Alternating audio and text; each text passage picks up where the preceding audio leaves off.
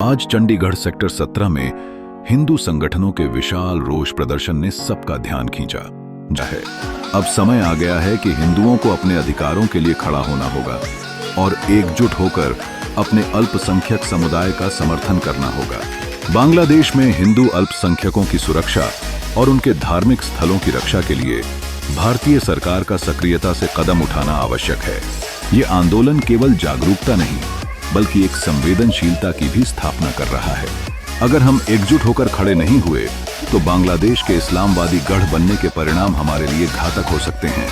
इस चुनौती के समय हमें अपने समुदाय की ताकत और इसकी आवाज को मजबूत बनाना होगा। बांग्लादेश हिंदू बौद्ध ईसाई एकता परिषद के अनुसार 4 से 20 अगस्त के बीच अल्पसंख्यकों पर हमलों की 2,10 घटनाएं हुई। 22 अगस्त से 12 अक्टूबर के बीच 57 घटनाएं हुई। हिंसा की पहली लहर से लगभग 1,705 परिवार और 50,000 लोग प्रभावित हुए। इसके अलावा 59 पूजा स्थलों, मुख्य रूप से हिंदू मंदिरों पर हमला किया गया, तोड़फोड़ की गई और आग लगा दी गई। इस साल बांग्लादेश में दुर्गा पूजा लाउडस्पीकर के इस्तेमाल पर प्रतिबंध और भय के माहौल के बीच आयोजित की गई। हालांकि यह 1947 से ही बांग्लादेश से हिंदुओं के सांस्कृतिक प्रभाव को खत्म करने के लिए इस्लामवादियों की तरफ से जानबूझकर किए गए एक कदम का भी परिणाम है। पाकिस्तानी सेना की कार्रवाई के बाद भारत आए शरणार्थियों में से अधिकांश हिंदू थे। उनमें से अधिकांश स्वतंत्र बांग्लादेश वापस नहीं लौटे। भारतीयों ने विरोध प्रदर्शन से दिया संदेश। इस साल उत्पीड़न के प्रति बांग्लादेशी हिंदुओं की प्रतिक्रिया में स्पष्ट बदलाव देखने को मिला। चिन्मय कृष्णदास और इस्कॉन में उनके कई पूर्व सहयोगियों की तरफ से किए गए नेतृत्व के कारण ढाका और चटगांव जैसे स्थानों पर हिंदुओं की ओर से बड़े पैमाने पर विरोध प्रदर्शन किए गए। भारत भागने की कोशिश करने के बजाय नेतृत्व ने यह संदेश दिया कि बांग्लादेश भी उनका देश है और वे अपने अधिकारों के लिए खड़े होंगे और लड़ेंगे।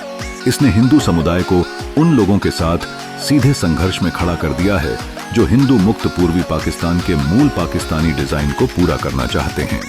हिंदुओं के उत्पीड़न पर भारत का बदला रुख। अंत में सत्ता परिवर्तन और हिंदुओं के उत्पीड़न के प्रति भारत की प्रतिक्रिया काफी अलग रही है। पिछली सरकारों के विपरीत, जो बांग्लादेशी हिंदुओं को प्रभावित करने वाले मुद्दों को पड़ोसी का आंतरिक मामला मानती थीं, नरेंद्र मोदी सरकार ने यह स्पष्ट कर दिया है कि बांग्लादेश में हिंदुओं का उत्पीड़न भारत का भी मामला है। साथ ही भारत ने पश्चिम बंगाल, असम और त्रिपुरा में हिंदुओं के पलायन को रोकने के लिए अपनी सीमाएं कमोबेश बंद कर दी हैं। साथ ही वीजा सिस्टम को सख्त कर दिया है। संदेश स्पष्ट है, भारत चाहता है कि बांग्लादेश के हिंदू अपने अधिकारों के लिए अंदर से लड़ें। यह भारत के लिए कोई आसान विकल्प नहीं है। प्रत्यक्ष हस्तक्षेप अंतर्राष्ट्रीय स्तर पर अस्वीकार्य होगा और यह यूनुस शासन के हाथों में खेल जाएगा। हालांकि घरेलू उग्रवादियों के बीच यह अलोकप्रिय है, लेकिन अधिक व्यवहार्य विकल्प यह है कि धैर्य रखा जाए और बांग्लादेश के सामने मौजूद राजनीतिक और आर्थिक संकट को चरम पर पहुंचने दिया जाए। साथ ही ट्रंप प्रशासन के कार्यभार संभालने के बाद भारत को लोकतंत्र की बहाली की आड़ में अमेरिका में विदेश विभाग और खुफिया एजेंसियों पर दबाव डालना चाहिए कि वे उस गंदगी को साफ करें जो उसने फैलाई है। भारत को यह स्पष्ट करना चाहिए कि वह अपनी पूर्वी सीमाओं पर एक प्रतिगामी और शत्रुतापूर्ण इस्लामी शासन को बर्दाश्त नहीं कर सकता था और वो फटाफट बोलते थे। आज जब बांग्लादेश की बात होती है तो ऐसा लगता है सारे लोग जेल के अंदर घुस गए हैं। वो कहाँ है वामपंथी लोग, वो कहाँ है कम्युनिस्ट पार्टी के लोग? क्या हमारे वोट या हमारे जाति के वोट उन लोगों को नहीं मिलते हैं? लेकिन वो ऐसी चुप्पी साध के वो किसको फायदा देना चाहते हैं, वो किसको प्रलोभन देना चाहते हैं, आज ये बात सुनने और समझने की बात है। मेरा मानना है कि इस सारे प्रदर्शन से जो पूरे देश का मीडिया है, दुनिया का मीडिया है, इस चीज को नोट करे। हिंदू जाति के साथ जिस तरीके से बांग्लादेश के अंदर अत्याचार हो रहा है, इस विरोध में हम सब लोग इकट्ठे होकर ये धरना प्रदर्शन कर रहे हैं और लोगों को आगाह कर रहे हैं कि हमारी जाति के साथ ऐसे अव्यवहार करना बंद करें।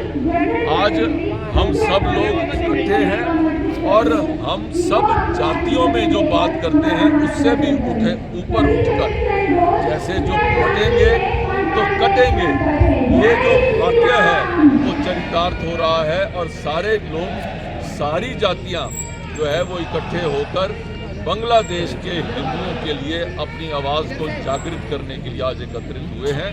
जो आज आपके चैनल के माध्यम से जो सुन रहे हैं, मैं उनसे भी प्रार्थना करता हूं कि वो भी अपने सोशल मीडिया के माध्यम से, मीडिया के माध्यम से वो भी अपने घरों में वो बच्चों को भी इस चीज़ के बारे में बताएं और हिंदू जाति एकत्रित होकर पूरे देश के अंदर अपनी आवाज़ को बुलंद करें।